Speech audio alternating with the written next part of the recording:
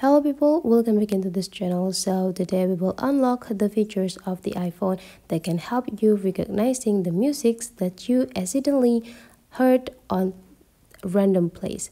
So here is the way how you can get the music recognitions. So you just need to open the settings and then you just need to scrolling down until you found the control center.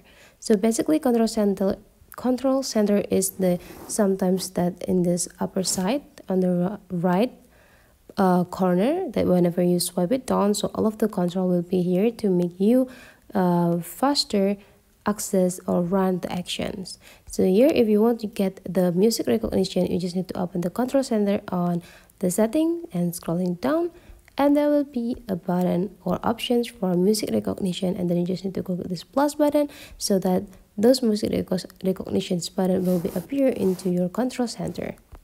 So whenever you hear the music, you just need to tap it and wait until this music recognition recognize the music and will give you the information about the title and the singer.